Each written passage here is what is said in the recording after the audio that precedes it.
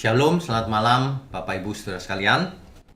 Malam ini kita lanjutkan online Bible study kita, yaitu masih dalam serinya Satu Raja-Raja, ya. Sesi kelima, Salomo dan Berhala. Untuk itu kita siapkan dulu, mari kita berdoa. Mari kita tundukkan kepala. Bapa di surga, kami mengucap syukur. Malam ini sesi kelima kitab Satu Raja-Raja, Salomo dan Berhala. Bapak Ibu sekalian, di sesi yang lalu kita sudah membahas betapa kayanya Salomo ini. Digambarkan perak di zamannya Salomo itu seperti batu, nggak ada artinya sama sekali. Salomo dalam 1 tahun mendapatkan ratusan ton emas. Jadi sebenarnya sampai saat ini tidak ada seorang raja yang lebih kaya dari Salomo, ya. Dan ia sangat terkenal karena hikmatnya dan karena kekayaannya. Nah, sehingga kita sudah bahas juga, sehingga Ratu Seba dari jauh bahkan itu bisa ini negeri Seba, ya. Kemungkinan yang kedua di sini kan negeri Seba, Ethiopia. Jauh-jauh dari negeri Seba, seorang ratu kemana? Ke Yerusalem. Ingin ketemu dengan Salomo. Itu yang lalu, ya. Oke, kita lanjutkan. Ya. Kita pembacaan Alkitabnya kita lanjutkan dengan pasal 11, saudara. Di pasal 11, Salomo beristrikan perempuan asing. Coba kita baca ya ayatnya, ya. Adapun Raja Salomo mencintai banyak perempuan asing, di samping anak Fir'aun. Ia mencintai perempuan-perempuan Moab, Amon, Edom, Sidon, dan Het. Waduh, ini keterlaluan loh sebenarnya, ya. Padahal tentang bangsa-bangsa itu Tuhan telah berfirman kepada orang Israel, janganlah kamu bergaul dengan mereka, dan mereka pun janganlah bergaul dengan kamu, sebab sesungguhnya mereka akan mencondongkan hatimu kepada allah-allah mereka. Hati Salomo telah terpaut kepada mereka dengan cinta. Waduh, Salomo ini cintanya banyak sekali, ya. Di ayat 3 dicatat bahwa ia mempunyai 700 istri dari kaum bangsawan dan 300 gundik. Istri-istrinya itu menarik hatinya daripada Tuhan. Nah, ini dia. Masa Salomo lebih tertarik sama istrinya daripada Tuhan? Ini pelanggaran berat loh, saudara. Pelanggaran berat terhadap hukum Tuhan. Coba kita baca ya di Ulangan 7 ayat 1 sampai 5. Kita baca dulu ya. Ulangan pasal 7 ayat 1 sampai 5.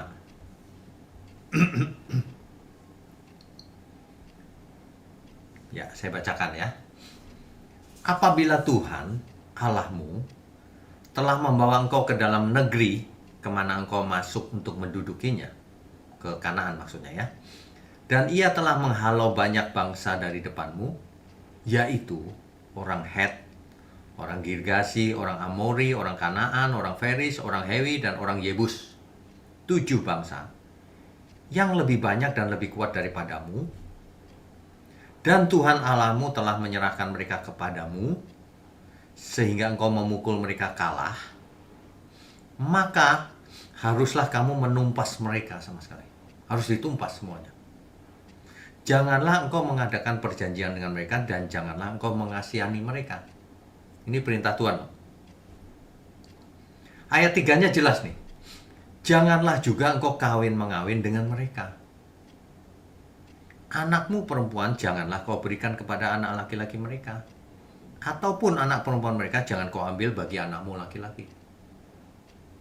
Ayat ini tentu diketahui oleh Salomo. Kan Salomo hikmatnya luar biasa. Tidak mungkin Salomo tidak tahu. Tapi ia sengaja melanggar. Waduh, ini parah nih. Kenapa dilarang Tuhan? Ayat 4-nya. Sebab mereka akan membuat anakmu laki-laki menyimpang daripadaku, sehingga mereka beribadah kepada Allah lain. Maka murka Tuhan akan bangkit terhadap kamu, dan ia akan memusnahkan engkau dengan segera. Tetapi beginilah kamu lakukan terhadap mereka. Mezbah-mezbah mereka haruslah kamu robohkan. Tugu-tugu berhala mereka kamu remukkan. Tiang-tiang berhala mereka kamu hancurkan, dan patung-patung mereka kamu bakar habis. Ini perintah Tuhan loh. Ya. Tapi Salomo rupanya lebih mencintai istri-istrinya yang orang asing itu. Yang padahal dilarang oleh Tuhan. Ya, itu dilarang oleh Tuhan loh, Saudara. Tapi Salomo berani ya. Ini agak aneh sih sebenarnya. Kita baca Ulangan 17 ayat 17 ya. Ulangan 17 ayatnya yang ke 17. Saya bacakan ya. Juga janganlah ia mempunyai banyak istri, supaya hatinya jangan menyimpang. Emas dan perak pun janganlah ia kumpulkan terlalu banyak. Lah Salomo mengumpulkan tiap tahun ratusan ton emas. Melanggar banget ini Salomo ini. Ini ayat Ulangan 17 ayat 17 ini berlaku untuk seorang raja loh. Dibaca dari ayat sebelumnya nanti. Ya. Seorang raja tidak boleh punya banyak istri. Supaya apa? Supaya hatinya jangan menyimpang. Apalagi istri dari perempuan asing. Nah, jadi begitu, Saudara. Jangan sampai firman Tuhan dilanggar terang-terangan, secara sengaja. Gak mungkin Salomo tidak tahu. Ya. Oke, kita lanjutkan dahulu.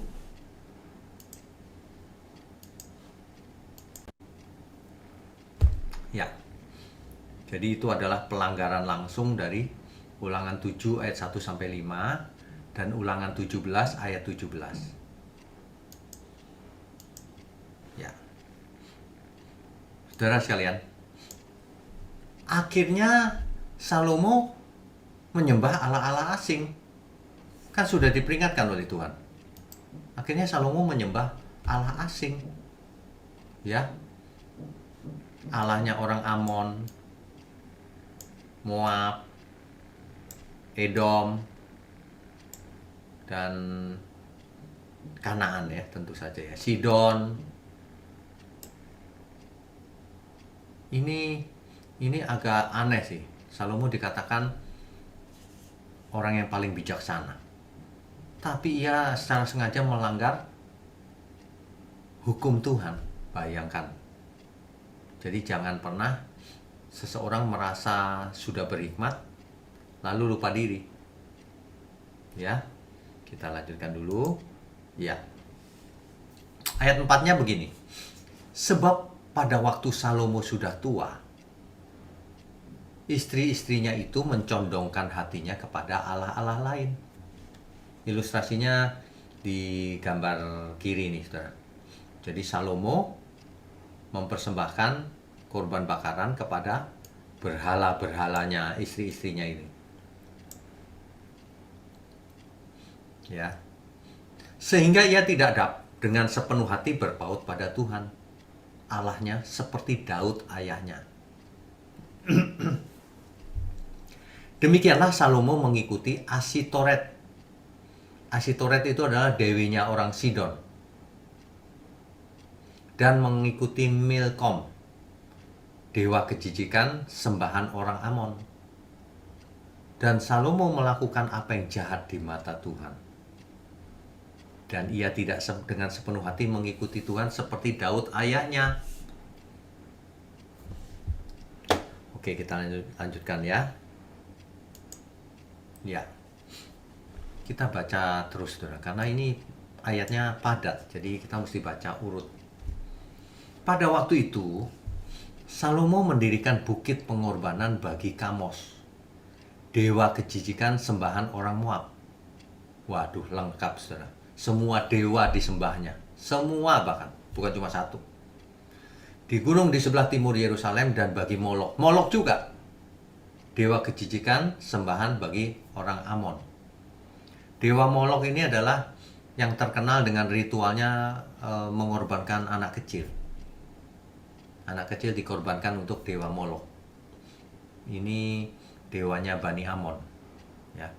Aneh ya, Salomo bahkan menyembah semua dewa, bukan cuma satu. Demikian juga dilakukannya bagi semua istrinya, orang-orang asing itu, yang mempersembahkan korban ukupan dan korban sembelihan kepada allah-allah mereka. Salomo bukannya melarang istri-istrinya, malah dia ikut. Sebab itu, Tuhan menunjukkan murkanya kepada Salomo. Sebab hatinya telah menyimpang daripada Tuhan, Allah Israel, yang telah 2 kali menampakkan diri kepadanya. Sebelumnya kan Tuhan Allahnya Israel menampakkan 2 kali kan kepada Salomo. Di sesi yang lalu kita sudah bahas. Dan yang telah memerintahkan kepadanya dalam hal ini supaya jangan mengikuti allah-allah lain. Akan tetapi ia tidak berpegang pada yang diperintahkan Tuhan. Waduh, ini akibatnya ini, saudara, Tuhan akan mengoyakkan kerajaannya. Jadi kerajaannya nggak akan utuh lagi, akan dipecahkan oleh Tuhan. Ya, ayat 11. Lalu berfirmanlah Tuhan kepada Salomo, oleh karena begitu kelakuanmu, yakni engkau tidak berpegang pada perjanjian dan segala ketetapanku yang telah kuperintahkan kepadamu, maka sesungguhnya aku akan mengoyakkan kerajaan itu daripadamu dan akan memberikannya kepada hambamu. Perhatikan Bapak Ibu.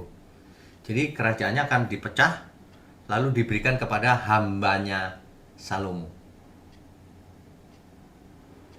Hanya pada waktu hidupmu ini aku belum mau melakukannya, oleh karena Daud ayahmu. Jadi Tuhan ingat Daud tidak dipecahkan sewaktu Salomo masih hidup. Dari tangan anakmu lah aku akan mengoyakkannya. Nanti anak Salomo itu kerajaannya pecah gitu. Ya. Namun demikian, kerajaan itu tidak seluruhnya akan kukoyakkan daripadanya. 1 suku akan kuberikan kepada anakmu. Nah, oleh karena hambaku Daud dan oleh karena Yerusalem yang telah kupilih. 1 suku aja yang diberikan kepada anaknya Salomo.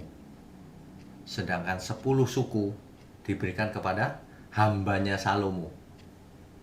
Ya, perhatikan itu. Oke, kita lanjutkan.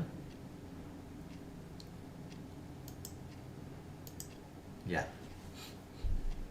Jadi makanya Tuhan membangkitkan musuh-musuh bagi Salomo. Musuh yang pertama adalah namanya Hadad. Hadad ini keturunan Raja Edom. Kan dahulu Raja Daud membasmi Edom kan? Semua laki-laki dibunuh di Edom. Rupanya ada yang lolos, saudara. Hadad ini lari ke Mesir rupanya. Ya. Hadad ini lari ke Mesir dan baik dengan Fir'aun, Raja Mesir. Nah, suatu hari ia mendengar bahwa Daud dan Yoab, panglimanya Daud, sudah mati. Lalu ia minta izin kepada Fir'aun untuk kembali. Untuk apa? Untuk menyerang Salomo. Ya. Nanti Bapak Ibu Saudara bisa baca di 1 Raja-Raja pasal 11 ayat 14 sampai 22 itu, kisah itu. Ya. Nah, musuh kedua daripada Salomo adalah Rezon bin Elyada. Ini juga sama. Ketika Daud ingin bunuh semuanya, ia melarikan diri ke Damsyik. Nah, lalu menjadi musuhnya Salomo. Yang istimewa adalah yang ketiga, Yerobeam bin Nebat, pegawainya Salomo, hambanya Salomo. Tuhan memberikan 10 suku kepada Yerobeam. Tuhan mengutus Nabi Ahia Karena Salomo berdosa, Tuhan mengutus Nabi Ahia untuk bicara dengan Yerobeam bahwa 10 suku akan ikut kau akan jadi rajanya. Nah, tapi 1 suku akan jadi ikut raja anaknya Salomo, sesuai dengan janji Tuhan, firman Tuhan tadi, ya. Jadi Yerobeam ini sebenarnya pegawainya Salomo, hambanya Salomo. Tapi Tuhan berikan 10 suku supaya Yerobeam menjadi raja. Ya. Nah, di ayat 34 sampai 40 pasal 11 masih di situ dikisahkan bahwa ternyata firman Tuhan terjadi, bahwa kerajaan Salomo dikoyakkan sejak anaknya, bukan sejak di zamannya Salomo. Anaknya yang mana? Yaitu Rehabeam namanya. Hanya 1 suku, yaitu suku Yehuda, yang diperintah oleh Rehabeam. Suku-suku yang lain memberontak kepada Rehabeam, ya. Sehingga Yerobeam akan dibunuh akhirnya, ya. Tapi Yerobeam melarikan diri ke Mesir, kepada Raja Mesir, Sisak. Tinggal di sana sampai kapan? Sampai Salomo mati. Nah, ya, setelah Salomo mati, barulah Yerobeam menemui bersama rakyat menemui anaknya Salomo, Rehabeam.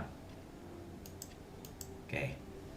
Jadi ini adalah Yerobeam yang melarikan diri dari Yerusalem ke Mesir, di Memphis, ya. Itu rutenya begitu. Yerobeam melarikan diri karena mau dibunuh oleh Salomo, kan. Oke, kita lanjutkan, ya. Ya. Ayat 41 sampai 43. Akhirnya Salomo mati, Saudara. Ya. Selebihnya dari riwayat Salomo dan segala yang dilakukannya dan hikmatnya, bukankah semuanya itu tertulis dalam kitab riwayat Salomo? Lamanya Salomo memerintah di Yerusalem atas seluruh Israel ialah 40 tahun. Jadi Bapak Ibu Saudara, Israel sempat mempunyai suatu kerajaan yang sangat kaya, yang damai. Sebenarnya bukan damai, Salomo mengalahkan semuanya. Jadi daerah kekuasaannya luas dari utara sampai selatan, yang kekayaannya sangat besar. Dicatat di Alkitab per tahun berapa ratus ton emasnya, belum persembahan dari Raja Mesir dan sebagainya, saudagar-saudagar dan lain-lain, belum dihitung itu pada. Tapi dicatat bahwa perak aja tidak ada artinya di zamannya Salomo. Perak itu artinya sama dengan batu nilainya. Ini menggambarkan bahwa Salomo sangat kaya. Ya, itu puncaknya kerajaan Israel. Dan bersatu, tidak ada pecahnya, bersatu sejak Daud, ya, bersatu. Nah, lamanya Salomo memerintah di Yerusalem 40 tahun, Saudara. Kemudian ayat 43-nya. Kemudian Salomo mendapat perhentian bersama-sama dengan nenek moyangnya. Bapak Ibu Saudara sekalian, kalau mendengar istilah mendapat perhentian bersama-sama dengan nenek moyangnya, itu artinya mati. Kenapa pakai istilah itu? Artinya dijadikan satu dengan nenek moyangnya. Tapi di balik itu sebenarnya mungkin ada maksud Tuhan juga, bahwa semua orang mati ngumpul jadi satu. Rohnya. Di perjanjian lama, semua orang yang mati, rohnya ke Sheol, ke dunia orang mati. Jadi belum jelas waktu itu. Makanya ditulisnya mendapat perhentian bersama-sama dengan nenek moyangnya. Di mana tidak jelas. Pokoknya dikubur bersama gitu. Rohnya tidak dijelaskan di zaman Perjanjian Lama. Dan ia dikuburkan di kota Daud, ayahnya. Maka anaknya menggantikan dia, yang namanya Rehabeam. Rehabeam menjadi raja menggantikan dia. Ya. Oke, kita lanjutkan. Ya. Bapak Ibu perlu ingat, Daud dan Batsheba melahirkan Salomo. Salomo melahirkan punya anak yang namanya Rehabeam yang menggantikan Salomo. Nanti Rehabeam ke Abiyah dan seterusnya. Ya. Silsilahnya ini terus sehingga akhirnya sampai kepada Mesias. Jadi ini adalah silsilahnya Mesias. Makanya Perjanjian Lama itu mengantarkan kita kepada Sang Juru Selamat. Belajar Perjanjian Lama itu jangan hilang karena detailnya. Ini untuk apa ya belajar raja ini, raja itu dan seterusnya, terus hilang, nggak ngerti. Jangan, ini sedang menelusuri silsilahnya Mesias. Jadi Perjanjian Lama itu sedang mengarahkan kita kepada datangnya Mesias. Beserta latar belakangnya bangsa Israel, lahirnya bangsa Israel. Perjanjian yang pertama yaitu Taurat dan seterusnya. Ya. Oke. Kita lanjutkan dulu ya. Ya. Akhirnya kerajaan ini pecah, saudara. Ini sebenarnya materi Rabu depan, tapi saya jadikan satu saja sekarang. Sebab kita mau selesaikan secepat mungkin ya. Jadi kita lanjutkan saja. Pecahnya kerajaan, pasal 12. Rakyat Israel dan Yerobeam mengingatkan Rehabeam atas perbuatan ayahnya yang menyusahkan rakyat dulunya. Tetapi Rehabeam berkonsultasi dengan tua-tua. Tapi rupanya Rehabeam gak mau dengar yang tua-tua. Ia nanya lagi kepada yang masih muda. Dijawab oleh yang masih muda. Jangan mau menyerah. Maka Rehabeam menjawab jawaban rakyat dan Yerobeam dengan keras. Aku lebih keras dari ayahku. Gitu. Waduh. Akibatnya Rehabeam ditolak oleh sebagian besar rakyat. Nggak mau mendengar kata rakyatnya. Padahal Yerobeam yang ditunjuk menjadi raja. Tapi Rehabeam mengeraskan hati.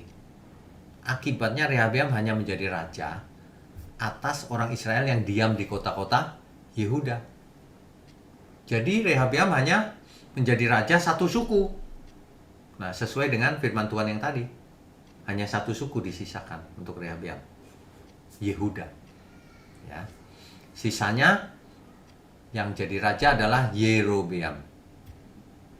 Menjadi raja seluruh Israel. 10 suku. Jadi 10 suku ada di utara, satu suku ada di selatan. Ya.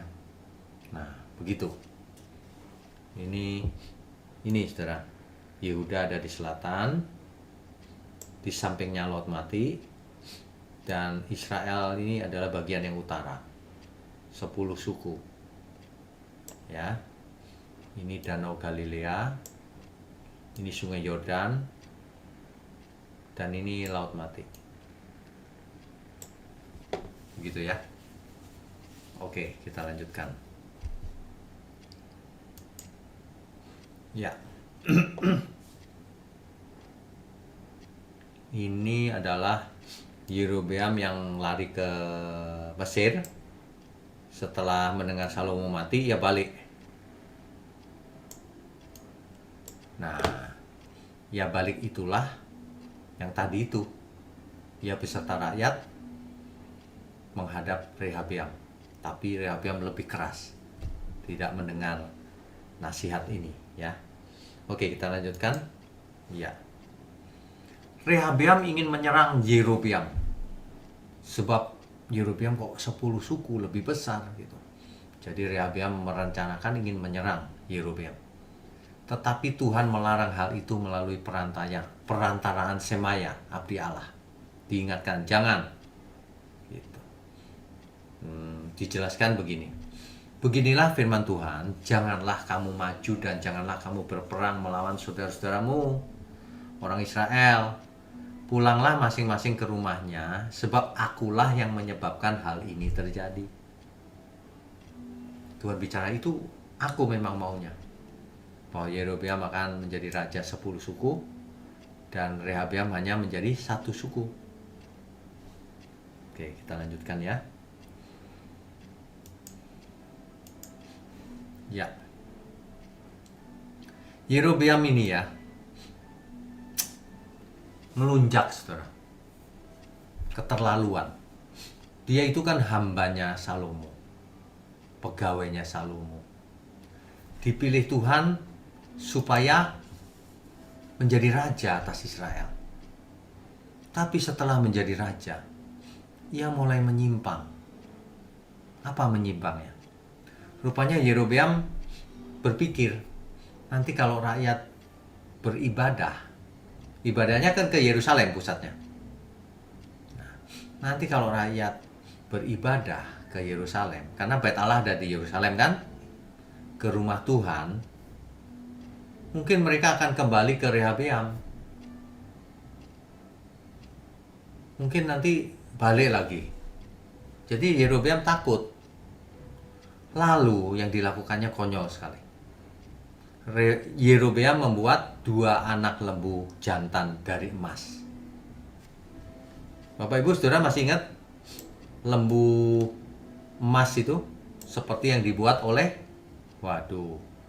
buatnya 2. 1 ditaruh di Betel,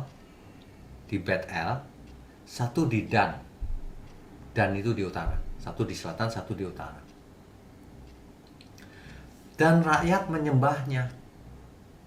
Jadi Yerobeam ini menyebabkan umat Israel berdosa besar. Ia juga membuat kuil-kuil dan mengangkat imam yang bukan dari suku Lewi. Padahal hari itu ambilnya harus dari suku Lewi. Ini melanggar banget. Dan ia membuat hari raya yang sama dengan yang ada di Yehuda. Tetapi mempersembahkan korban kepada anak lembu emas itu. Wah, ini Yerobeam sangat menyimpang ya. Sudah dianugerahi kesempatan oleh Tuhan menjadi raja Israel, tapi malah menyimpang. Nah, ketika Yerobeam berdiri di atas mezbah, datanglah seorang abdi Allah ke Betel dan menyampaikan hukuman Tuhan atas Yerobeam. Demikian, yaitu 1 Raja-Raja pasal 13 ayat 2 dan 3. Kita baca ya. Lalu atas perintah Tuhan berserulah orang itu terhadap mezbah itu, katanya, hai mezbah, beginilah firman Tuhan. Bahwasanya seorang anak akan lahir pada keluarga Daud, Yosia namanya. Ia akan menyembelih di atasmu imam-imam bukit pengorbanan yang membakar korban di atasmu. Juga tulang-tulang manusia akan dibakar di atasmu. Pada waktu itu juga ia memberitahukan suatu tanda ajaib, katanya. Inilah tanda ajaib bahwa Tuhan telah berfirman bahwasanya mezbah itu akan pecah sehingga abunya tercurah di atasnya. Nah, mendengar hal ini, Yerobeam tidak suka. Dia seorang raja kan. Lalu ia teriak dengan tangan menunjuk, tangkap dia. Abdi Allah ini disuruh ditangkap. Tetapi ketika tangannya menunjuk, kejang, nggak bisa ditarik lagi, kaku, saudara. Dan Yerobeam takut. Dan benar bahwa mezbah itu akhirnya pecah dan abu tercurah di atasnya. Sementara Yerobeam kaku tangannya. Sehingga Yerobeam akhirnya, tolong dong doain, minta ampun supaya tanganku balik lagi. Akhirnya balik lagi. Setelah berbagai peristiwa, rupanya Yerobeam tidak bertobat loh, saudara.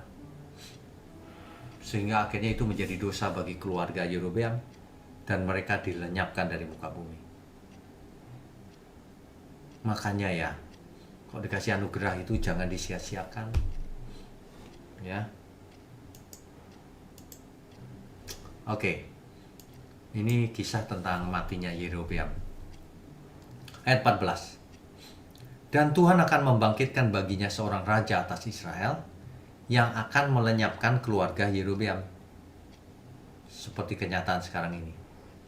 Kemudian Tuhan akan menghajar orang Israel sehingga tergoyah-goyah seperti gelagah di air, dan ia akan menyentakkan mereka daripada tanah yang baik ini yang telah diberikannya kepada nenek moyang mereka.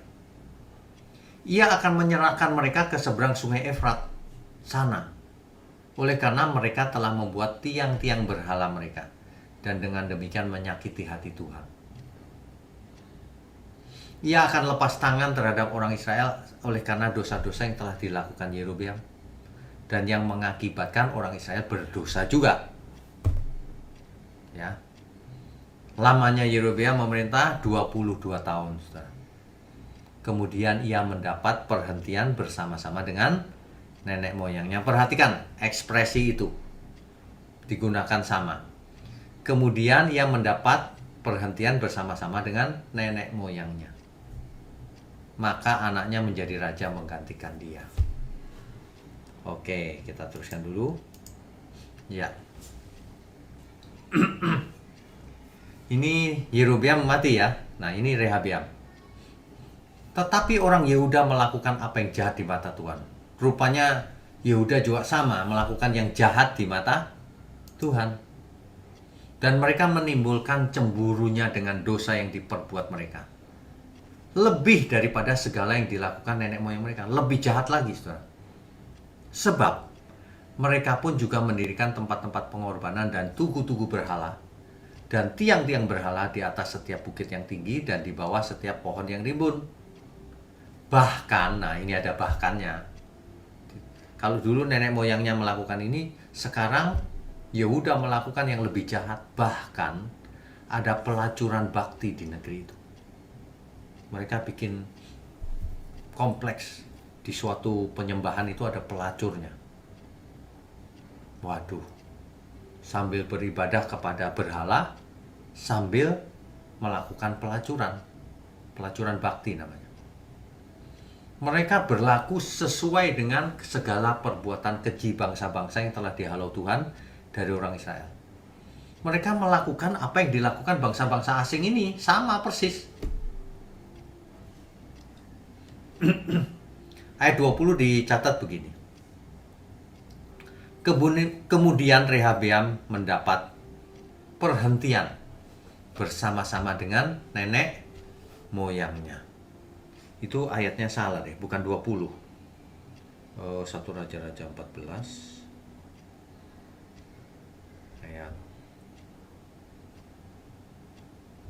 Ayat 31 harusnya.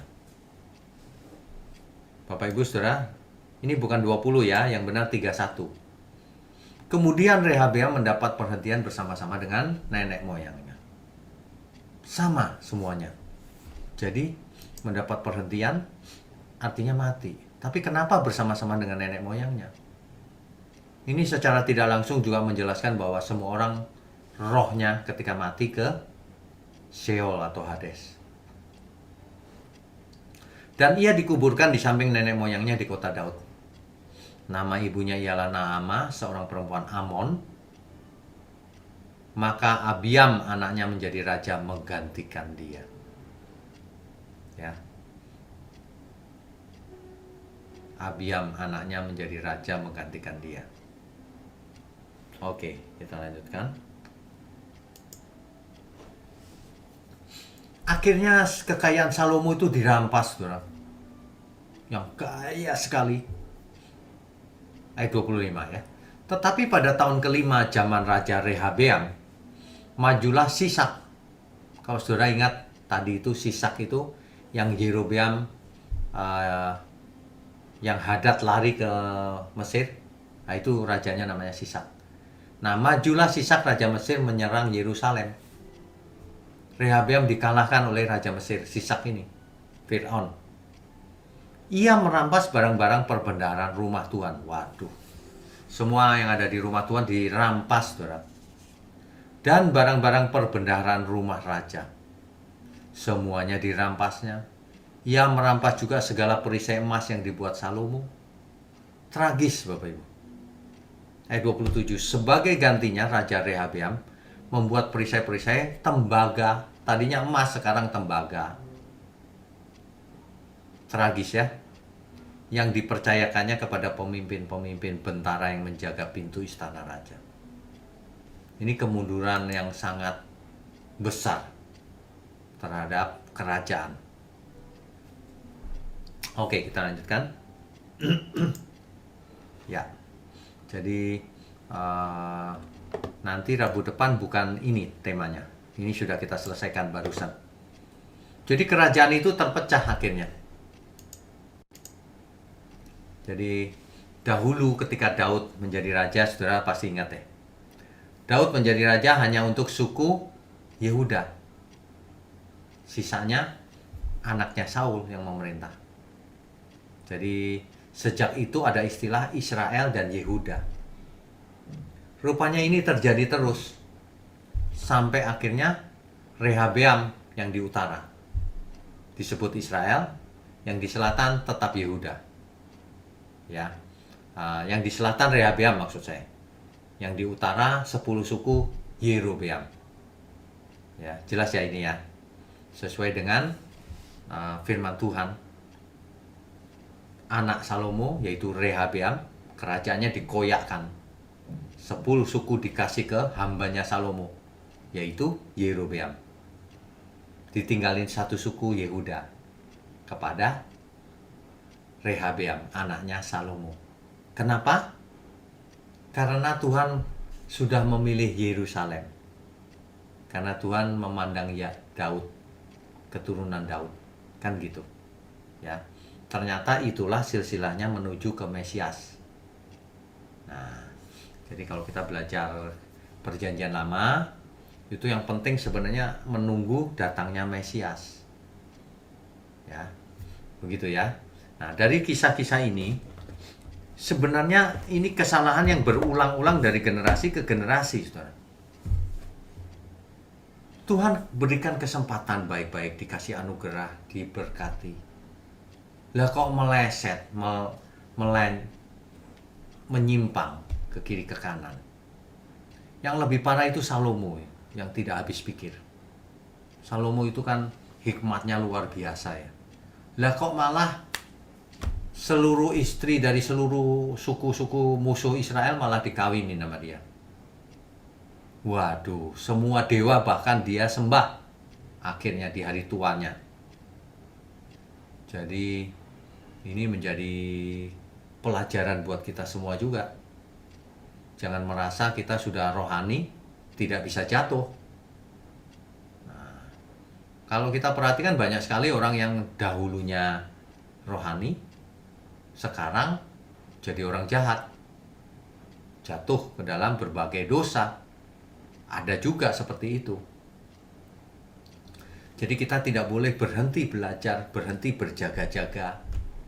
Siapapun kita. Apalagi kita zaman sekarang sudah menerima anugerah keselamatan. Jangan disia-siakan. Ya. Sebenarnya temanya masih sama. Tuhan akan murka jika manusia menyembah Allah lain. Itulah yang ditulis di kitab Wahyu.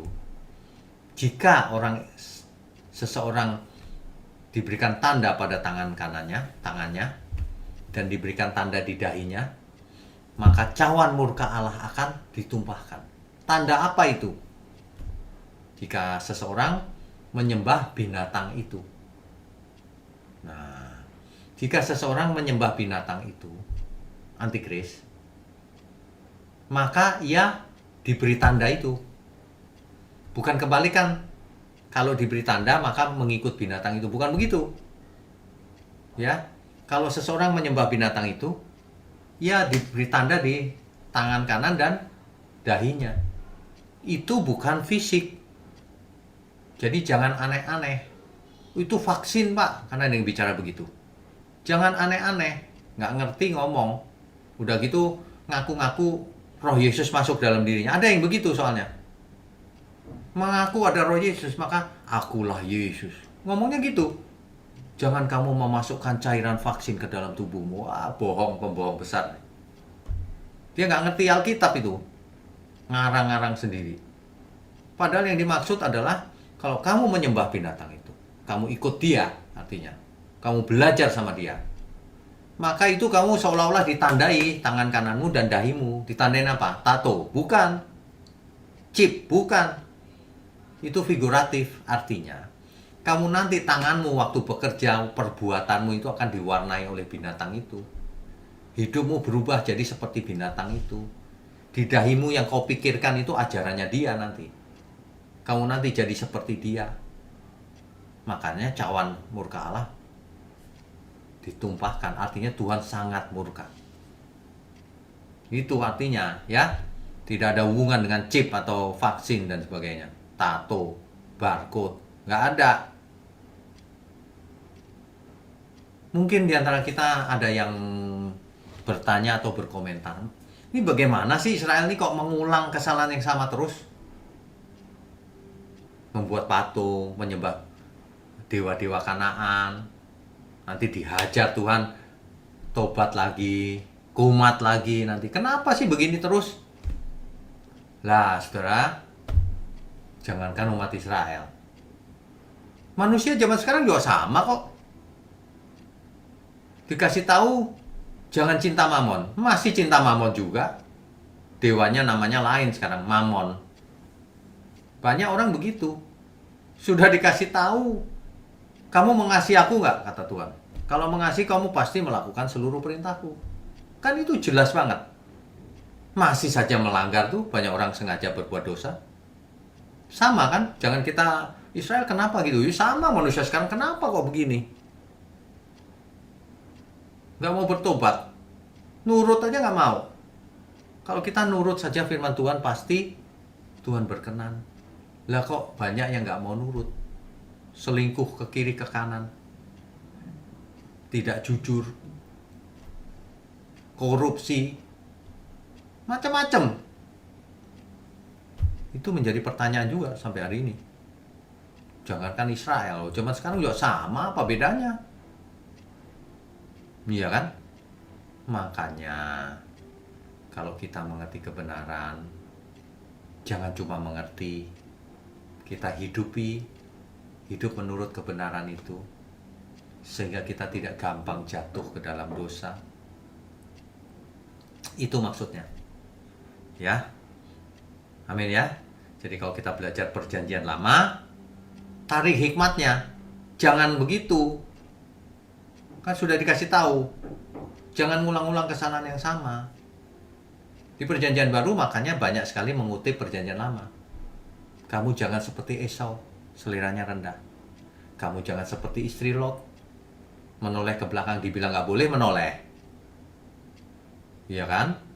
Jangan seperti Hawa, Adam, dibilang tidak boleh makan buah itu nanti kamu mati, malah dimakan. Coba bayangkan. Hari ini alangkah sulitnya orang kaya masuk surga, malah mau ingin kaya orang-orang. Coba. Sama nggak itu sama Israel yang bandel itu? Sama. Bukan berarti nggak boleh kaya. Kaya itu sulit masuk surga kalau tidak mengerti kebenaran. Makanya kalau kaya, firman Tuhan berkata, ikatlah persahabatan dengan Tuhan. Mempergunakan mamon yang tidak jujur. Gunakan kekayaanmu itu untuk Tuhan. Untuk jadi berkat bagi semua orang. Dari keluarga kita sampai orang-orang sahabat kita, teman kita. Itu maksudnya. Ya. Amin ya. Oke. Kita lanjutkan dengan sesi tanya jawab. Co-host tolong. Ya, baik, kita sambung dengan sesi tanya jawab. Bagi Bapak Ibu yang ingin bertanya, silakan raise hand. Untuk penanya pertama, CEO One, Eni, silakan. Oke. Halo, shalom Pak. Shalom, Ibu Eni. Iya, apa kabar Pak? Semoga sehat Baik. Bapak ya. Hmm, Pak, ada dua pertanyaan. Yang pertama Pak, Salomo kan menjadi raja tadi disebutkan 40 tahun ya Pak. betul. Kok angkanya sama ya Pak? Seingat saya Saul 40 tahun, Daud 40 tahun. Apakah ada istilahnya kebetulan juga dengan bangsa Israel muter-muter 40 tahun? Kok serba 40 tahun ya Pak ya? Itu yang pertama Pak. Ya. Benar Oke, nggak? 40 tahun dijawab. semua ya Pak ya? Betul. Dijawab ya, Bu. Iya. Ya memang faktanya begitu. Entah Hmm. kebetulan entah tidak, pokoknya faktanya begitu. Jadi ya kita ikut saja. Oke, iya. Yang kedua Pak, tentang Salomo. Salomo itu kan diberikan hikmat langsung dari Tuhan ya Pak ya. Ya. Tapi kenyataannya di akhir hidupnya kan Salomo melakukan kejahatan yang luar biasa Pak ya. Ya. Murka Tuhan luar biasa sampai menyembah semua apa dewa-dewa kejijian Pak. Ya. Waktu itu Bapak pernah sampaikan, saya ingat Salomo sendiri walaupun dia jago hikmat Pak, ada dua hal yang dia nggak bisa mengerti. Yang pertama, yang ular berjalan tidak pakai kaki Pak ya. Yang kedua adalah laki-laki saat jatuh cinta Pak. Ya. Apa memang istilahnya Salomo punya poin yang kedua di mana dia tuh sangat mudah jatuhnya dan tidak bisa kontrol. Apa seperti itu Pak ya? Sehingga dia Kelihatannya mungkin, begitu, Bu. Kelihatannya. Kan dicatat di ayatnya itu eksplisit loh. Salomo mencintai istri-istrinya. Waduh, istrinya orang asing kok dicintai. Padahal dilarang oleh Tuhan, kan begitu. Jadi rupanya Salomo nggak bisa kontrol. Iya, seperti Lebih kayak menghargai, daging yang gitu lebih kan. memandang istrinya lebih penting daripada Tuhan. Kan dicatat tuh. Iya. Gitu. Kan ada juga Paulus kan Pak bilang Pak, sebenarnya dia tuh nggak boleh, tetapi kadang-kadang yang jahat itu yang dia lakukan gitu kan Ya. Pak. Ya. Apa mungkin Salomo juga sebenarnya bergumul akan masalah itu, tetapi dia tidak bisa menguasainya. Apa seperti itu ya Pak ya?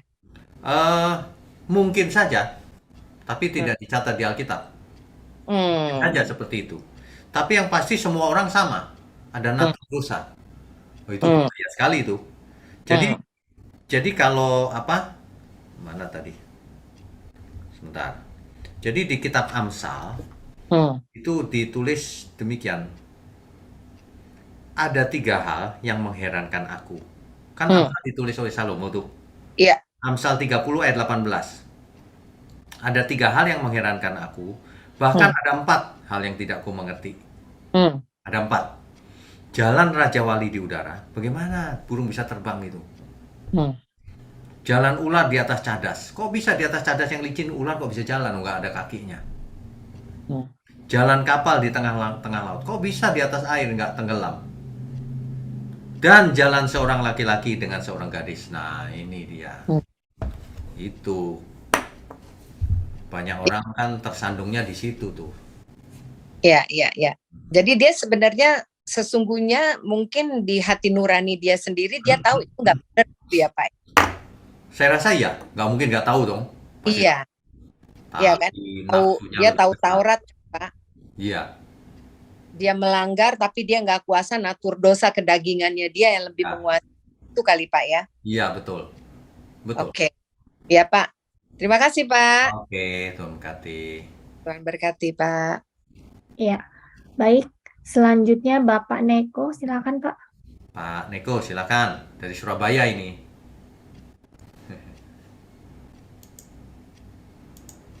Silakan Pak. Di unmute Pak Neko. Di unmute dulu.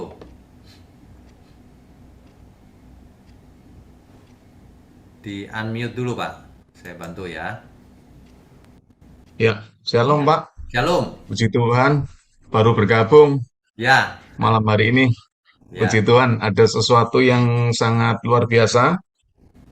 Dan saya melihat tentang penjelasan dari Raja Salomo. Ya. Bagaimana Raja Salomo akhirnya jatuh dalam dosa perzinahan dengan wanita-wanita asing. Ya. Ini yang barusan saya akan tanyakan, tetapi ternyata sudah dijawab oleh Pak Wignyo bahwa ternyata hati nuraninya Salomo sudah membatu atau sudah mati. sehingga hikmat yang dari Tuhan itu tidak bisa mempengaruhi kehidupan Salomo di dalam menentukan pasangan hidupnya. Seperti itu ya, Pak ya? Jadi begini, Tuhan berikan hikmat, bukan berarti lalu Salomo seperti komputer yang diprogram terus jadi kaku, nggak bisa bikin salah, bukan. Salomo masih Hmm, punya kedagingan, hmm, natur dosa, nah itulah yang menggerakkan dia menyimpang terlalu jauh. Karena ada ya, seorang laki-laki kalau sudah tertarik dengan wanita itu, waduh itu sudah bahaya itu. Apalagi ini ya, 700 Pak, tambah betul. 300 sama dengan Ya, 300, 1000 200. ya Hmm, gitu. Saya oke, sarankan Pak Neko juga mulai dari awal Pak serinya Kitab Kejadian. Ada banyak iya hal Pak. luar biasa di sana. Nanti saya akan cari ke belakang. Terus Nanti yang kedua, linknya Pak? nanti linknya saya berikan deh biar gampang carinya. Ya, terima kasih. Yang kedua, Pak, Ya, kalau boleh, yang kedua saja, dua pertanyaan. silakan. Silakan. Ada sesuatu yang menarik dari silsilah kerajaan semenjak ah, Daud jatuh di dalam dosa, Ya, kemudian melahirkan Salomo, sampai kepada karya penebusan Kristus atau kelahiran Kristus. ya, Saya melihat barusan juga dijelaskan bahwa ah, Rehabeam ya. adalah dilahirkan dari Naama yang merupakan wanita Amon. Amon. Ya, Ya.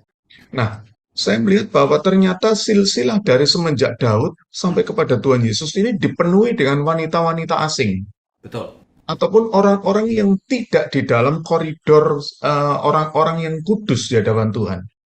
Betul. Kira-kira ada makna apa di balik ini semua untuk kehidupan kita, orang-orang percaya saat ini, Pak? Oke. Ini Terima kasih. pertanyaan sangat bagus. Kira-kira apa maknanya? Nah, yang pertama, artinya Tuhan bisa memakai jalur manapun, termasuk orang asing. Jika manusianya itu merespon dengan benar. Bisa. Itu maknanya apa? Artinya kita tidak boleh membeda-bedakan. Oh ini asing, ini kafir, ini nggak boleh. Tuhan saja memakai kok.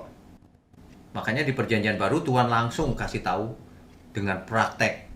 Ya bicara dengan seorang perempuan Samaria. Padahal perempuan Samaria itu dijauhi oleh orang Yahudi ketika hari itu. Tapi Tuhan Yesus berbicara dengan perempuan Samaria, orang-orang berdosa dan sebagainya dan sebagainya.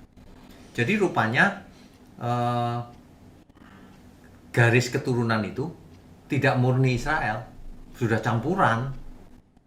Nah, campuran aja masih begitu loh Pak, Ya, merasa Israel gitu, yang lain kafir. ya, Nah, ya, bayangkan, padahal udah campuran. Nah, makanya ya. Tuhan sengaja itu pakai yang begini, begitu, begini. Makanya jangan bangga kalau aku anak dari ini loh, pasti aku benar. Belum tentu. Anak dari seorang pendeta besar bisa aja rusak, Pak. Anak dari Hmm, seorang yang tadinya berdosa banget bisa jadi hamba Tuhan yang besar. Masing-masing urusannya, kehendak bebas masing-masing kita untuk meresponi. Jadi tidak ya. tergantung dari keturunan. Makanya istilah bibit, bebet, bobot itu saya tidak setuju. Hmm, Sebab kalau urusannya bibit, bebet, bobot, lah orang tua kita siapa sih? Iya kan? Nggak bisa. Perempuan Amon aja dipakai untuk silsilah.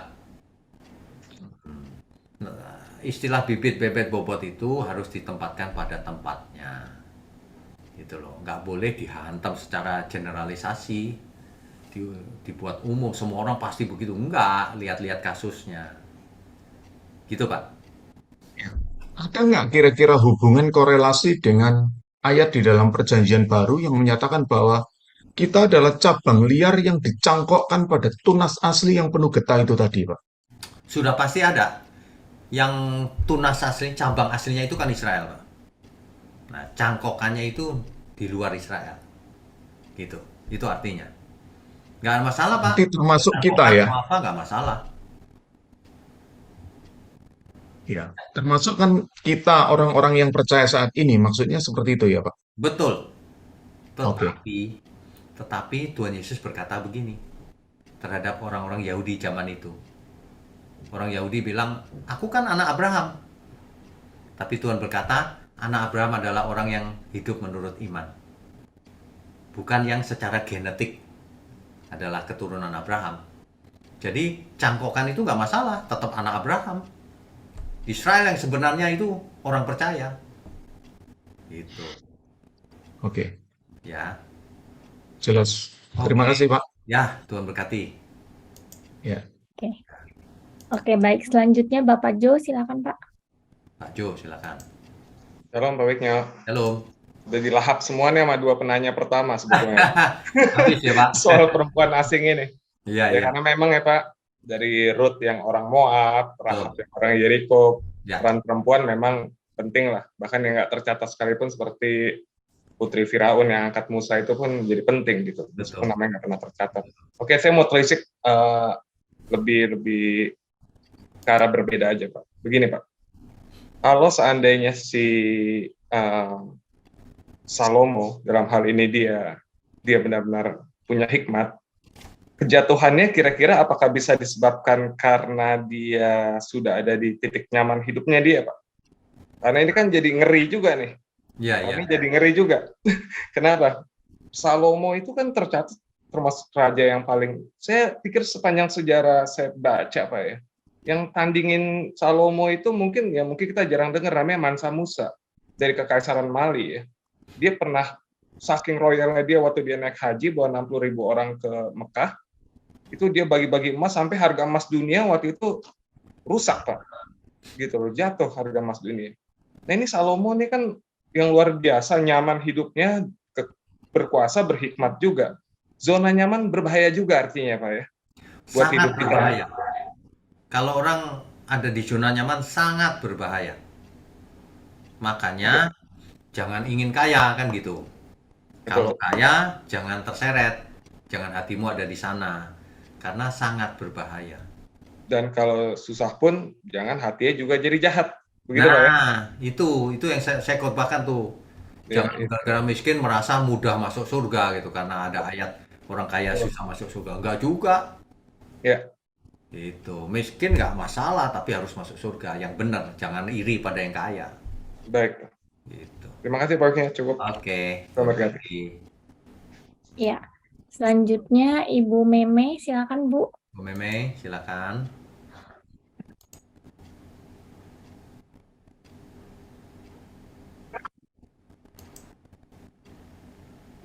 Ya, Bu Meme silakan. Shalom Pak Wino. Shalom. Malam.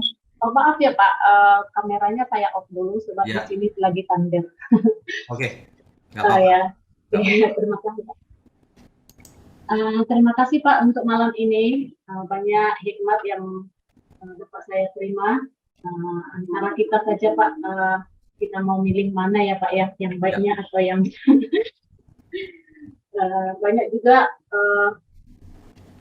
Raja Salomo meninggalkan hikmat untuk kita ya Pak ya. Ya. Saya mau nanya ini ya Pak ya. Nah, ya. Ini Pak tentang itu Salomo ya, penyembahan berhala. Ya. Fakta tentang Salomo ini Pak menurut Alkitab ini adalah yang keenam Salomo, maksudnya raja yang keenam ya Pak ya. Kan yang pertama Saul, Saul ya. yang kedua Ketiga Daud. Yang anaknya Saul nggak dihitung. Oh anak-anak Saul. Tergantung bagaimana kita ngitungnya. Yang dihitung itu yang besar-besar biasanya. Saul, Daud, Salomo. Jadi ketiga. Yang ketiga ya. Tapi kalau ada orang ngotot enggak, ada sebelumnya ada sih, tapi itu enggak dihitung biasanya ya. Nggak dihitung ya Pak.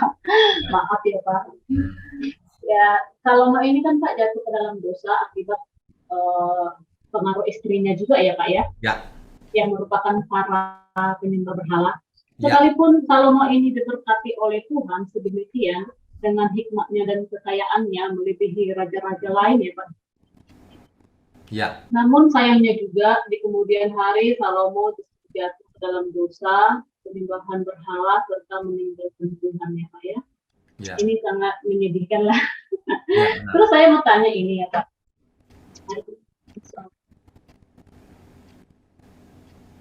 Kenapa Raja Daud yang berzina dengan Bathsheba, itu 2 Samuel 11 ayat 4, Ya. tidak dihukum mati. Padahal yang tertulis di Imamat 20 ayat 10, kekudusan umat Tuhan, Pak. Kudusnya umat Tuhan. Saya ambil aja itu. Oke, Ah, langsung saya jawab ya. iya Pak, ya. Oke. Kenapa Daud tidak langsung mati? Di ayat itu disebutkan sebenarnya Daud takut mati. Tapi Nabi bilang, enggak, kamu enggak mati. Kenapa? Karena Daud bertobat. Daud mengakui kesalahannya. Daud bertobat. Maka Daud tidak mati hari itu. Oke. Jadi Pak, kalau itu Salomo masih sebagai penyembahan berhala, kenapa masa Salomo menyembah berhala, kenapa dia nggak dimatikan Tuhan ya Pak? Padahal ada tertulis di situ Imamat 20 ayat 1-8 ya Pak. Ya, jadi tidak begitu. Setiap orang yang menyimpang langsung mati, setiap yang menyimpang langsung mati. Kalau begitu caranya seluruh dunia ini kosong. Kita pernah buat salah waktu kecil, mati. Nggak sempat bertobat nanti. Ya, Tuhan itu sebenarnya sabar juga.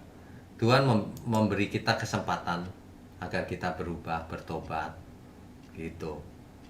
Ya.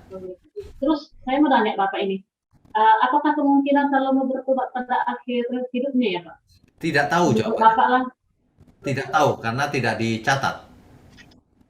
Kan yang dicatat di hari tuanya tuh menyembah justru di hari tuanya lagi. Tapi kita nggak tahu apakah akhirnya bertobat lagi atau tidak tahu. Oke Pak. Padahal ayahnya itu Daud kan tertulis di Alkitab Pak. Iya. Dia bertobat. Iya. Ini Salomo Salomo tidak ya tidak Pak ya? ditulis. Oh ya gitu ya Pak. Iya Pak, terima kasih Pak. Nah, oke, Tuhan kasih. Shalom, Tuhan kasih. Ya. Oke, berikutnya. Ya, selanjutnya Bapak Payaman, silakan Pak. Pak Payaman, silakan. Shalom, selamat malam Pak. Shalom, selamat malam. Kalau tadi kerajaan Israel pecah, 10 di utara, 1 di selatan. Padahal ada 12 suku. Satu suku lagi kalau nggak salah Lewi, ini berada di mana Pak? Itu yang pertama. Sekaligus lagi yang kedua Pak ya. Sebenarnya apa yang menjadi embrio cikal bakal pecahnya kerajaan Israel ini? Terima kasih Pak. Oke, baik. Embrio pecahnya ini kan terjadinya sejak awal, Pak, ketika Daud menjadi raja atas Yehuda. Ya. Di utara kelompoknya Saul, yang Yehuda kelompoknya Daud. Nah, rupanya mengelompoknya selalu begitu. Seluruh suku dan Yehuda. Selalu begitu rupanya. Nah, ketika ini pecahnya karena itu tadi Tuhan menunjuk Yerobeam menguasai 10 suku. Tapi rupanya Rehabeam keberatan. Nah, akibatnya rakyat memberontak, ya pecah jadi 2. Itu ceritanya begitu, Pak. Rakyatnya memberontak, Pak, terhadap Rehabeam. Jadi bermula dari kerajaan Daud Pak ya. Ya. Jadi mengelompoknya rupanya begitu. Nah, suku yang satu lagi yang kemana? Kemungkinan itu Benyamin, Pak. Suku Benyamin itu kan sangat kecil. Kalau Bapak ingat di sesi-sesi yang lalu kan, suku Benyamin pernah berbuat jahat sekali itu, Pak. Sehingga dimusnahkan tinggal 600 orang. Mau dimusnahkan lagi tapi nggak jadi, ya nggak deh, ini saudara kita juga. Nah, jadi sangat kecil, nggak dihitung, Pak. Gitu. Oh. Ya, makasih Pak. Selamat malam. Oke, selamat malam. Tuhan berkati.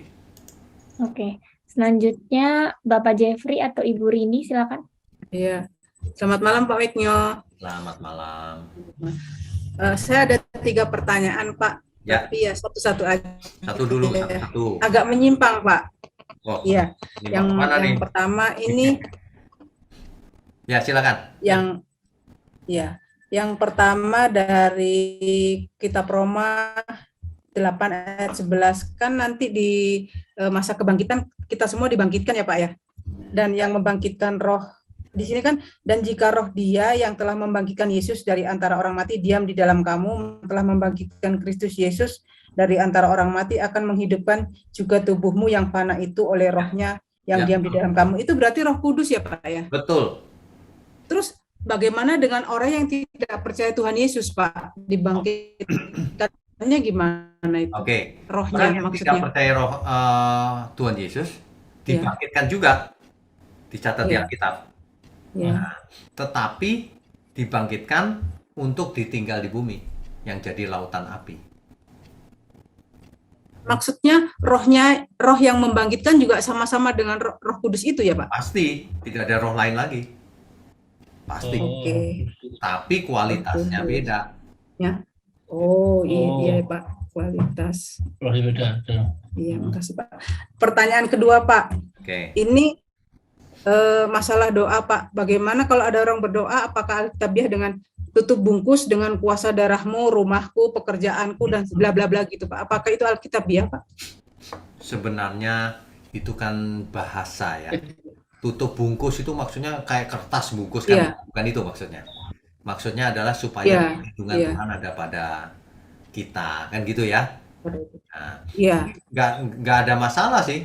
Kan memang kita harus berdoa minta perlindungan sama Tuhan, bukan sama yang lain. Nggak ada masalah. Yang jadi masalah adalah kalau hal itu menjadi rumus. Pokoknya tiap doa gitu pokoknya. Nggak ada yang penting yang lain, yang penting itu. Nah, itu jadi salah. Kita kebenaran harus Oke, Pak. utuh. Yang utama adalah karakter kita dibenahi. Yang Oke, Pak. utama adalah hidup kudus. Nah, soal doa minta perlindungan ya memang harus doa sama Tuhan, nggak masalah itu. Begitu ya. Oke, Pak. Oke. Ya, terima kasih. Yang ketiga ini kan lagi suka rame ada masalah orang indigo ya Pak ya. Terus Indigo, ada ya. indigo healer. Itu Ya. apa termasuk dukun apa Alkitabiah nggak ya Pak? Indigo healer itu? Begini, segala sesuatu yang tidak jelas, jangan kita untung-untungan, coba-coba dan sebagainya. Nggak usah Iya. ikutan. Menurut saya nggak usah ikutan. Sebab, Walaupun itu ada yang indigo itu orang percaya loh Pak. Gimana itu ya? ya, jangan ikut-ikutan. Oh gitu ya Pak. Ya, Oke. saya ada seorang teman yang bisa lihat roh jahat. Ya. Ya, dari kecil dia bisa lihat roh jahat. Ya kan, ya bukan salah dia dong. Tapi jangan praktek sebagai dukun. Nah, indigo ya indigo, tapi nggak usah praktek, nggak usah apa. Kalau menggunakan begitu, tanda tanya itu. Nggak usah ikutan. Oke. Oke Pak. Terima kasih Pak Weknya. Saya cuma mau ingatkan Selamat ada malam. roh Allah yang maha tinggi dalam diri kita. Nggak usah takut apapun. Roh itu jauh lebih besar dari siapapun, apapun. Jadi nggak usah takut. Oke, Pak. Indigo dan sebagainya, setan lewat juga nggak masalah. Iya. Ya. Oke Pak. Terima Oke, kasih. semangat, Tuhan berkati. Terima kasih, semangat. Terima kasih. Tuhan berkati, Pak. Berikutnya, Ya, selanjutnya Ibu Kristina, silakan Bu. Bu Kristina, silakan. Ya. Ya Bu, Shalom Pak, shalom. sudah ya? Ya. Sudah. Saya pertanyaan saya dua, yang satu mungkin agak nyimpang nanti Pak. Ya. Saya kan nih pendamping ya Pak, perlindungan perempuan dan anak, dan saya selama 15 tahun ini mendampingi selalu kasus perceraian KDRT gitu. Ya. Nah ini kan di firman Tuhan pun dari perjanjian lama sampai perjanjian baru tuh, kenapa si laki-laki ini yang selalu suka berselingkuh gitu? Kira-kira apa ya Pak penyebabnya? Oke. Penyebabnya adalah natur dosa, Bu. Kedagingan Biarpun dia orang percaya termasuk hamba Tuhan Pak. seorang hamba Tuhan, dagingnya masih ada natur dosa, Bu.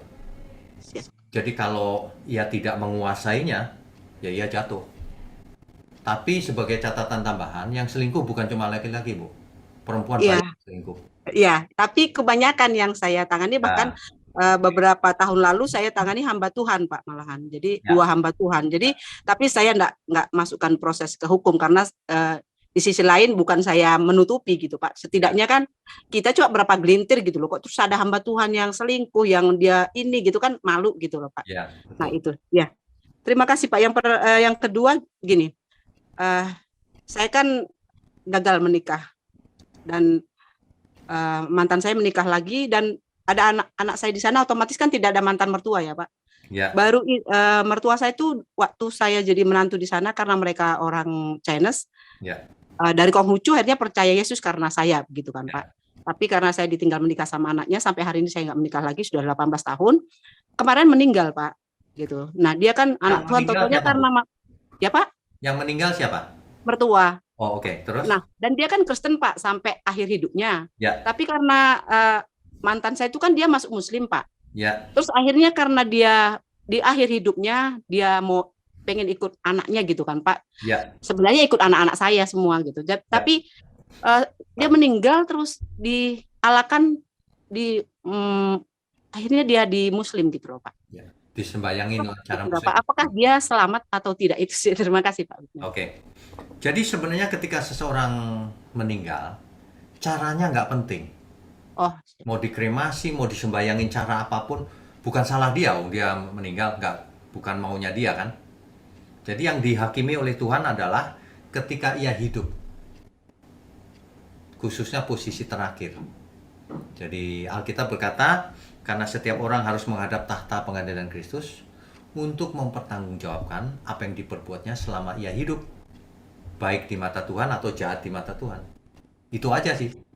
Jadi kalau soal mati, mau dikremasi atau disembayangi cara apapun, itu nggak pengaruh sama sekali. Ya, karena kan Bapak tahu ya, kalau orang Cina atau orang Tenglang itu kan dia keluarganya itu karena mantan saya itu kan anak tunggal Pak. Jadi otomatis anak-anak mertua itu kan ikut anak-anak saya gitu. Nah, semua akhirnya nyerang saya gitu. Kamu didik anak seperti apa sih kok akhirnya ikut papahnya dia, terus akhirnya dimasukkan ke Muslim gitu. Tapi saya tahu waktu itu mertua kan baru seminggu ikut anaknya gitu loh Pak. Selebihnya kan dia ikut anak saya. Nah, yang membuat saya gimana ya kira-kira gimana dengan mertua ini ya, selamat apa enggak gitu Pak. Terima kasih Pak, Tuhan Yesus berkati. Oke, Tuhan berkati. Berikutnya silakan. Oke. Selanjutnya Bapak Giustiawan, silakan Pak. Pak Giustiawan, silakan. Ya, selamat malam Pak Bigno. Malam. Saya mau bertanya, apakah Salomo itu kesakitan Pak? Dia tuh punya penyakit seksual gitu Pak, hyperseks Pak, sampai dia itu banyak istri-istrinya. Sebab gini Pak ya, ada yang saya kenal, yang saya tahu, ya, dia itu tidak tahan Pak kalau nggak melakukan hubungan dengan itunya ya. Jadi dia tuh setiap hari teh begitu Pak. Ya, mengerti. Yang pertama, Salomo ini tidak dicatat apakah dia hyper atau tidak. Itu yang pertama ya. Jadi kalau kita mengatakan begitu bisa aja asumsi atau memang benar, kita nggak tahu. Yang kedua, ia punya istri banyak itu karena perjanjian antara negara Pak. Jadi karena semua dalam penaklukan Salomo, semua memberi upeti kepada Salomo. Upetinya berupa emas dan sebagainya, termasuk perempuan untuk dijadikan istri atau gundik. Ini budaya zaman itu loh Pak. Nah, yang menjadi salah adalah ketika Salomo lebih cinta istri-istrinya daripada Tuhan. Ketika Salomo akhirnya menyembah seluruh istri-istrinya yang punya dewa itu, dewa-dewa istrinya. Nah, itu jadi salah. Kalau cuma poligaminya mungkin belum tentu salah di zaman itu ya. Kalau zaman sekarang ya pasti salah. Gitu loh.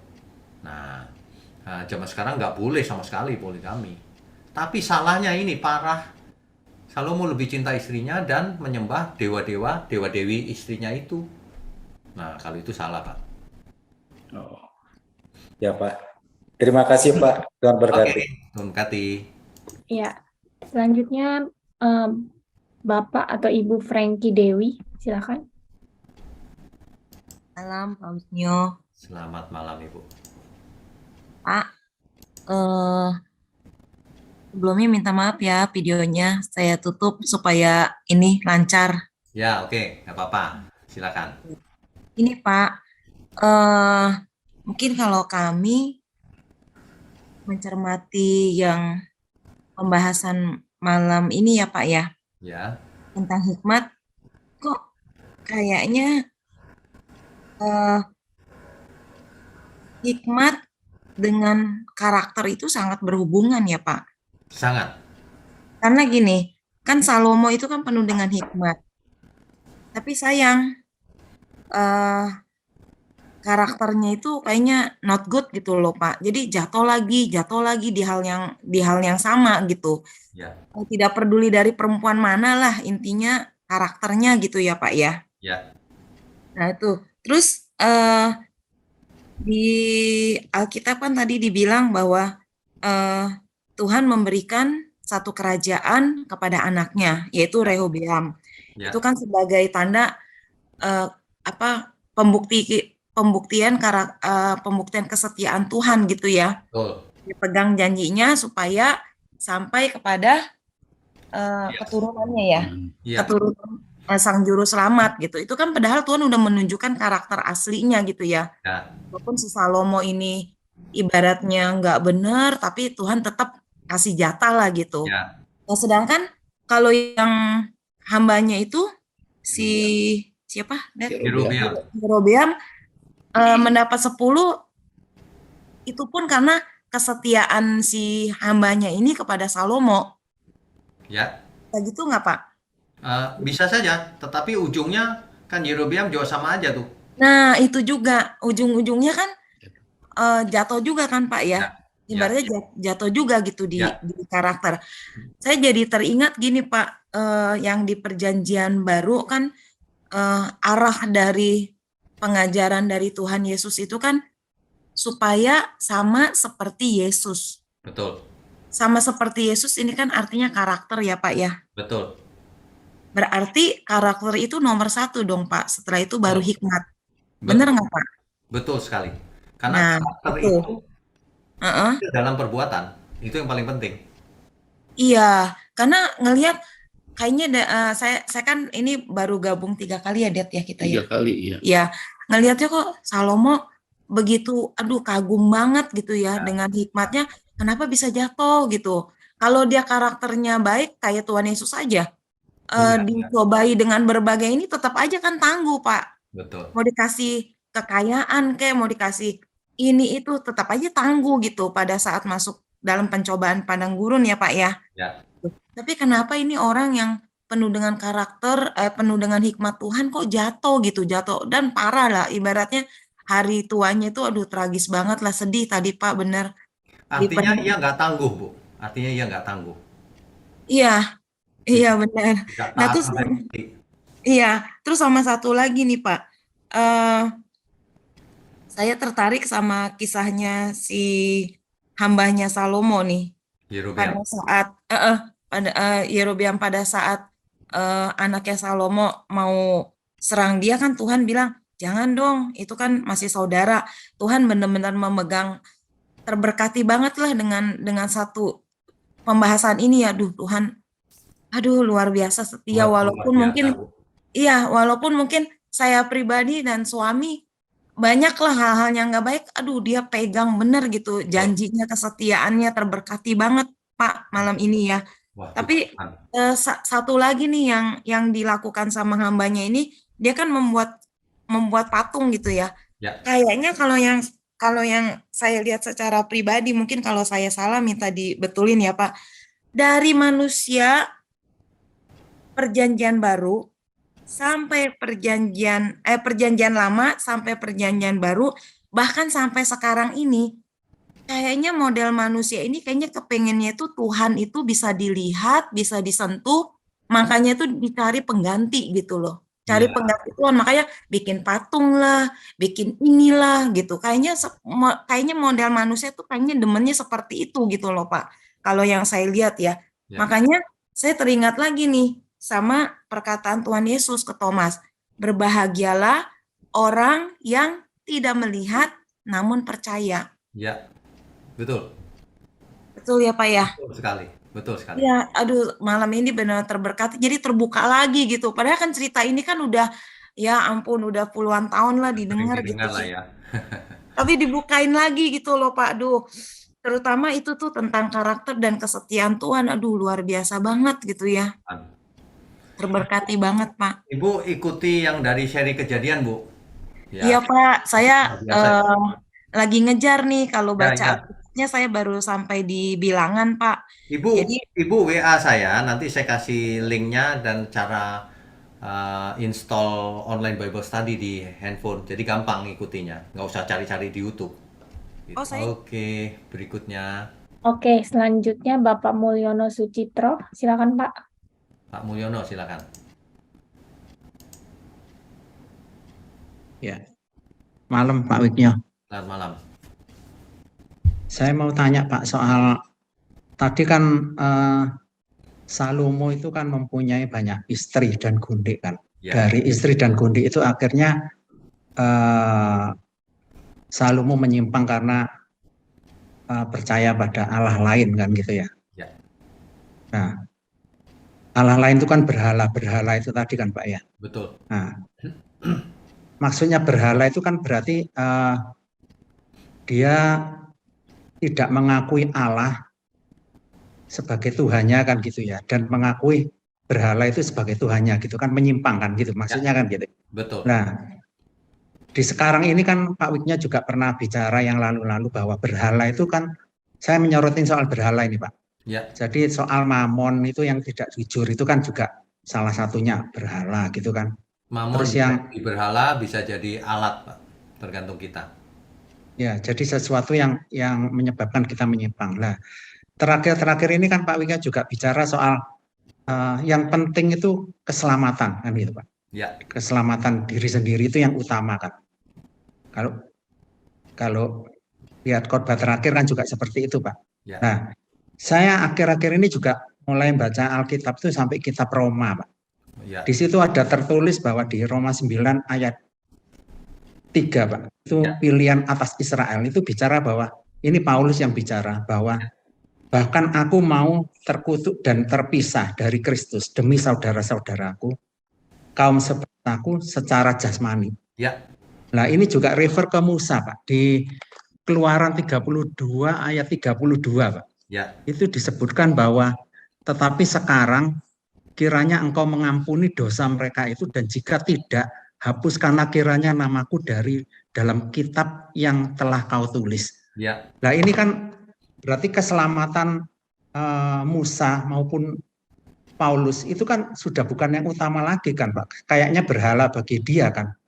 Jadi dia nggak apa-apa nggak ditulis dalam buku kehidupan asal bangsa Israel itu selamat. Nah ini pengertiannya gimana Pak? Oke, baik. Ini sebenarnya bukan karena keselamatan nggak penting, keselamatan sangat penting. Cuman ini Rasul Paulus terbeban, jangan sampai mereka binasa Tuhan. Kalau Musa, kalau perlu namaku dihapus deh, jangan mereka binasa. Bukan berarti Musa nggak mau selamat. Ini lagi cerita keterbebanan itu supaya mereka selamat. Gitu. Bukan berarti nggak apa-apa aku nggak selamat, bukan gitu Pak. Itu ekspresi suatu permohonan kepada Tuhan bahwa janganlah Tuhan gitu.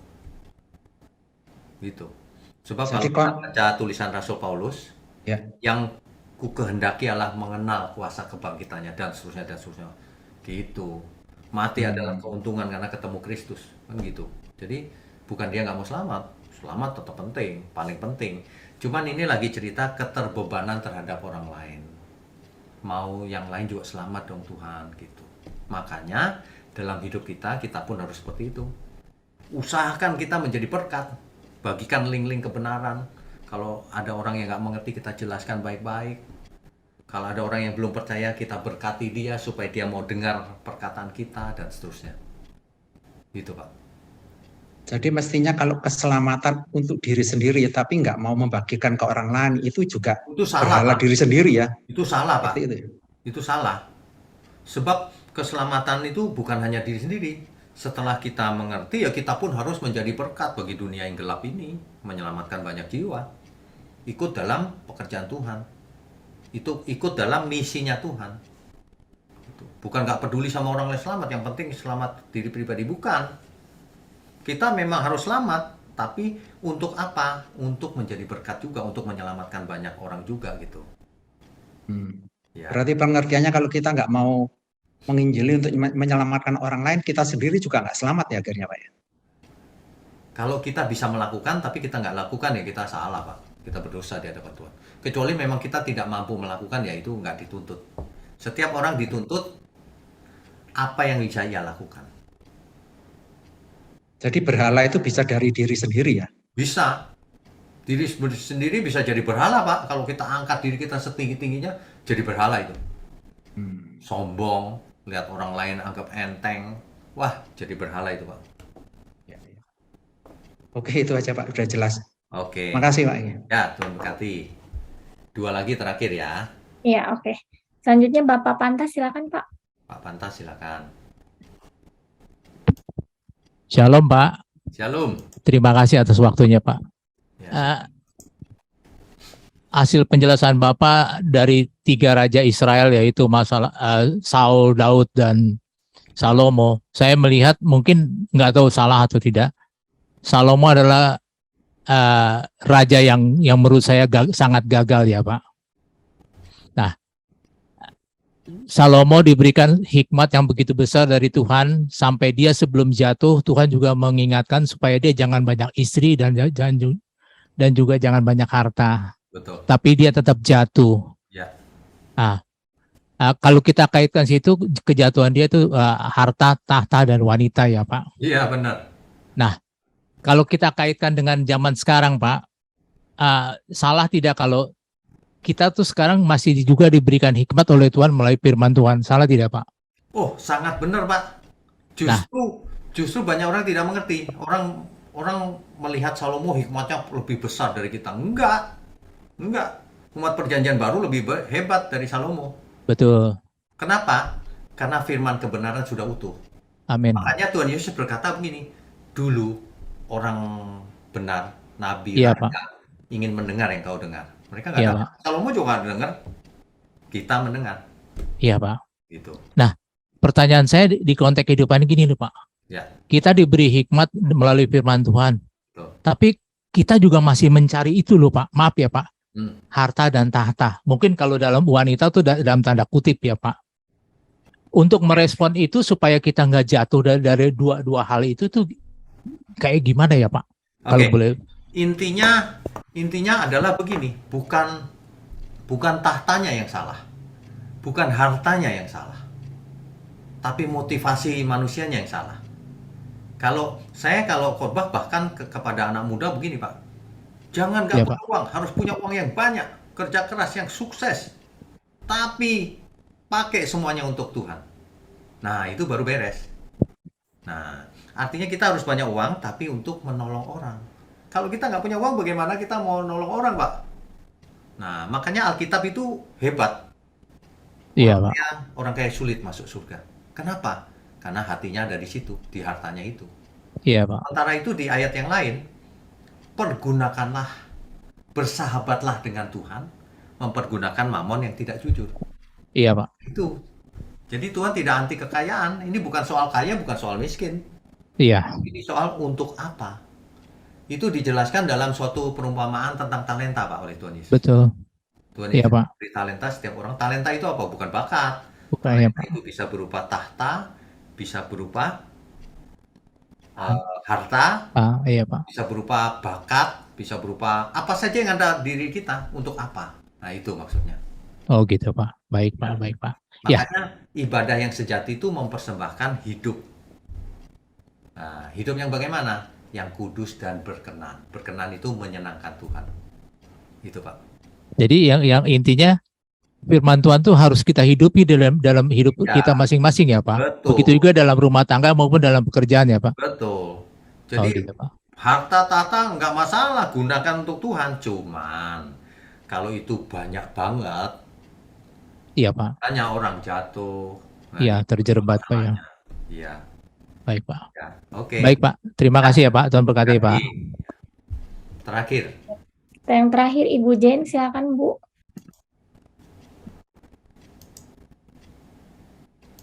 Silakan Ibu.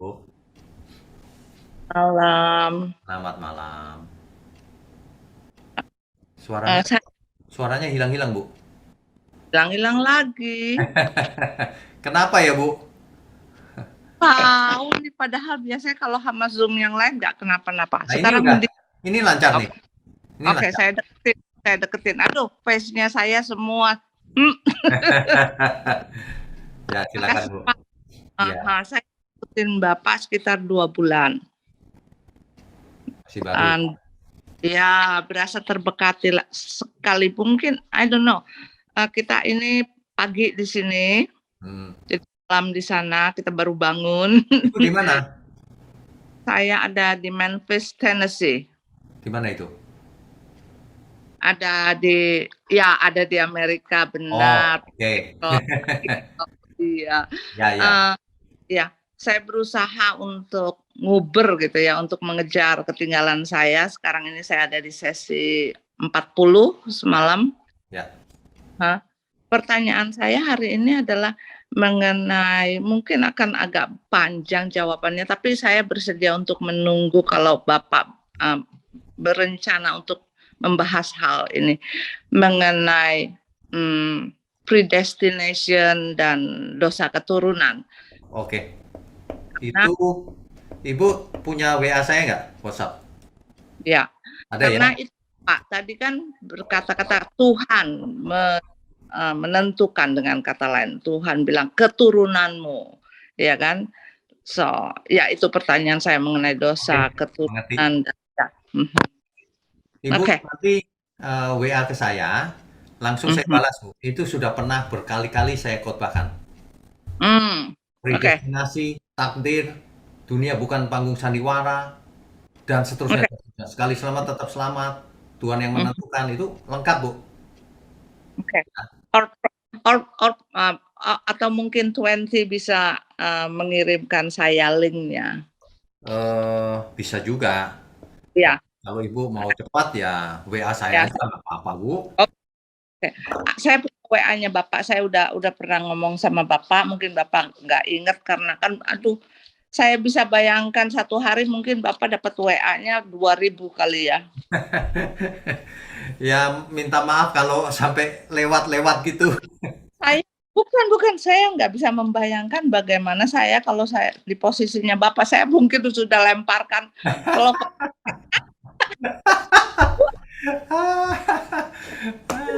tapi biasanya saya usahakan kok, untuk itu. Saya sangat proud, bangga, sangat berterima kasih kalau Bapak bersedia menyediakan waktunya seperti ini. Saya sangat tergugah dengan pelayanan Bapak, itu saya sangat-sangat tergugah. Ya, puji Tuhan. Dan puji Tuhannya saya belajar banyak sekali. Yang paling saya itu selalu gini, Bu, pada akhirnya segala sesuatu di dunia ini itu akan tidak ada artinya. Itu yang saya selalu ingat waktu Bapak we did talk. Ya. Ya, so itu yang selalu saya pegang. Jadi segala sesuatunya waktu kita sakit hati, waktu kita rasa anak kok kurang ajar, waktu kita berasa kok ini terjadi gitu. Terus saya selalu ingat kata-kata Bapak bahwa pada akhirnya segala sesuatu ini itu tidak akan berarti pada akhirnya, karena kita ini cuma sekedar numpang lewat di bumi ini. Benar sekali. Musafir itu semua.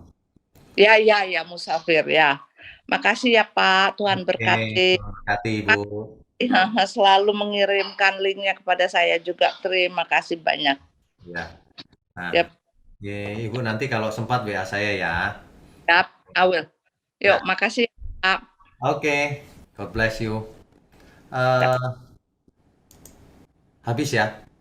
Iya Pak, sudah habis. Oke, terima kasih Saudari Ripka sudah menemani kita sebagai co-host.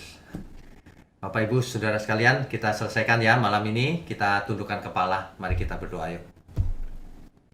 Bapa di surga, kami mengucap syukur, sangat mengucap syukur. Kalau di masa setelah pandemi ini justru kami mendapatkan banyak berkat. Firman-Mu sampai ke ujung bumi. Terima kasih Bapa, kami mau belajar sampai kesudahannya. Berkati setiap kami dengan kesehatan dan umur panjang, agar kami boleh belajar semakin menyempurnakan diri, semakin berkenan bagi Tuhan. Mohon berkati online Bible Study ini, sehingga mencapai ke ujung bumi. Dan siapapun yang mendengarnya diberkati. Hamba juga berdoa untuk tangan-tangan yang mendukung pekerjaan-Mu, Kau berkati juga berlimpah-limpah, agar mereka boleh menjadi berkat dimanapun mereka berada. Terima kasih Bapak, sebelum kami sudahi, kami percaya berkat Tuhan sudah turun atas kami. Di dalam nama Bapa, Putra, dan Roh Kudus. Haleluya. Amin. Amin.